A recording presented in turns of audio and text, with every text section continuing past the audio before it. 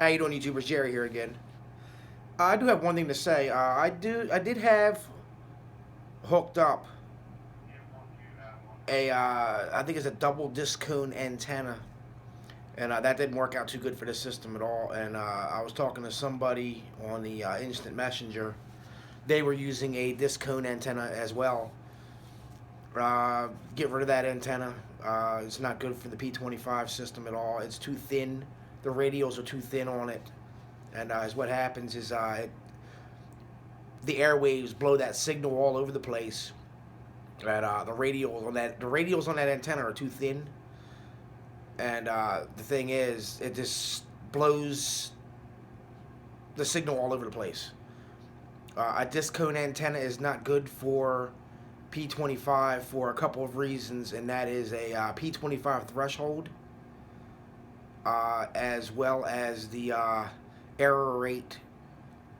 A disc cone antenna, basically, it's just like going to Radio Shack and buying one of their cheap little roof antennas for a scanner, and the elements are too thin on them to handle the P25 threshold, and to keep a steady error rate, to keep that error rate low. And it has something to do with the threshold voltage that the scanner's receiving from the site. And I took notice when I had my disc cone antenna hooked up to it at first. The threshold voltage was really low. I think right now the ending number is 1.97. It was nowhere around there when I was using that disc cone antenna. I think it was like 0.97 or something. Yeah, that one wasn't even there. And the transmission was real garbled. I couldn't understand a word they were saying. I was missing transmissions. I couldn't hear anything. I was losing the what was I losing here? The control channel signal bars at the top of the scanner, right above the system name. They would flicker on and off. They weren't staying on constant. And through Messenger, I did receive one guy saying that he was using a disc cone antenna. It's not a very good antenna for this.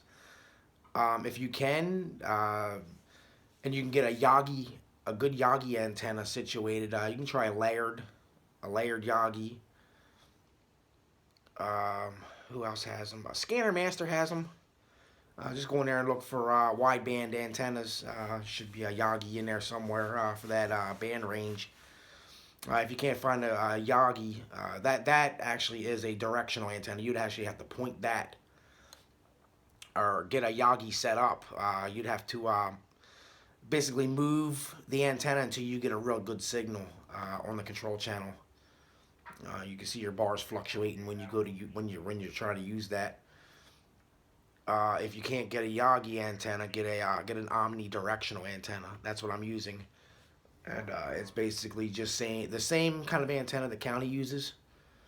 I got it on a special deal. It wasn't too special. I put it on my credit card. It was like $970. Yeah, the wife's still killing me about that one. But anyway, that's why the online feed sounds so well, even in harsh conditions outside. From rain, wind. It hasn't snowed yet since I've put this new antenna and everything up. Again, for the harsh conditions, we have a backup generator system that operates the computers, the scanners, internet. So if we lose power, it'll go offline.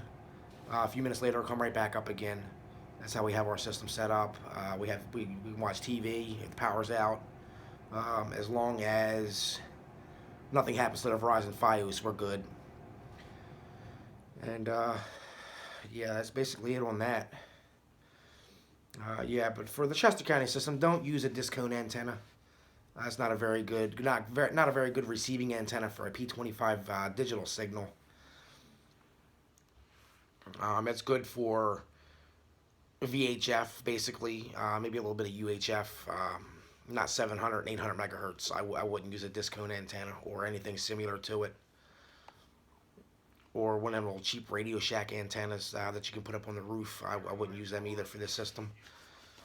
I've had those antennas. They actually worked great on the VHF side. I can't complain about that. They do. They do. They definitely do work for the VHF side.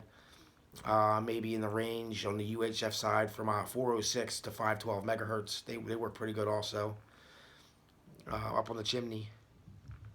But other than that, yeah, go with either a Yagi if you can use it. If not, go for an omnidirectional and get it as high as you can. Get some good coax. On mine, I'm using Times Microwave LMR 400. I'm using 50 feet of that. And that seems to be working out pretty well. I have a lightning arrestor on there as well. That's one of the top of the line. They actually use them on tower sites. Inline lightning filter. And that cost me probably about, I don't know, 50 or 60 bucks off of eBay. And if you go to my page on Broadcastify and scroll down, you'll see the type of coax I'm using along with the lightning arrestor. It's an inline lightning filter, basically. They say it. I've never had it happen, but when the lightning strikes the antenna, the lightning arrestor is supposed to hold the current there, and it's not supposed to let it pass to the radio. We'll see if that happens or not. Burn up a $400 scanner, I'd be kind of pissed off because of all the other money I have already spent on this system. So far, I've probably spent about $1,500 and some dollars. The wife's not too happy, but she's getting better at it. I'm putting all that charge on a credit card like that. As soon as the county went to the P25 digital signal. Yeah, that's probably about it. Can't think of anything else. Yeah, I don't know.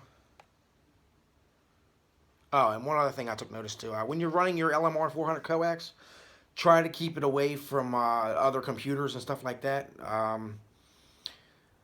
The coax you're not using, kind of roll it up, you know what I mean? Like into like, you know how you'd roll up a roll of wire, you know what I mean? Like nice and neat. Yeah, try and do that with it, and just stick that back in the corner. And try not to have it too close to other electronic equipment, like RF signals, like a Wi-Fi box sitting there, a computer tower, your telephone. Try not to have it sitting too close to that kind of stuff, because that can actually. It's supposed to be low loss cable, but it'll still draw interference. It'll still bring interference through there. It's not supposed to, but things have a way of happening, and that's one of them. I've taken notice of that upstairs. What the heck was it? We were doing something up in the office. Oh, I moved the computer around, and I actually thought of a brilliant idea. Let me stick my coax in the middle of there, and just move that all the way over against it, you know what I mean? So that it hides the coax. That's not a very good idea. That actually brought the signal of the scanner way down. I guess it was throwing RF signals through the computer into the coax. And the signal in my scanner was all garbled. I couldn't understand. I'm like, what the heck's going on here? It was doing that for like 2 hours straight. Even on the online feed, I couldn't figure out what's going on. I'm looking at the antenna. Actually took the antenna down. And you got to remember, that's on a 20-foot mast. It's way up in the air. And I had to put all that back up, and everything was fine with that. And then I actually figured it out like 2 hours later. What I did wrong, I actually moved the tower over against to hide the coax. And that was drawing some real bad interference there. So as soon as I got that situated, everything went back to normal again. So that's where that came from. But other than that, for the scanner situation, shit. I'm just about sick of. I don't even know where I got into the scanners. I've been in a scanner since I was in probably high school. Couldn't wait to get home to hear the scanner. It was just a real pain in the ass, and it just stuck with me. I'm 40 years old now. And as soon as the county does something different, I have to go and try to match what the hell they're doing. Yeah, it's ridiculous. The wife hates it. She hates fire tones. She can't stand it. Her father was a cop. Her brother's still a cop. So she's grown up with the scanners all the rest of all of her life. And she as soon as the fire tones go off, it drives her nuts. Oh, she'll turn the damn scanner off. She don't care.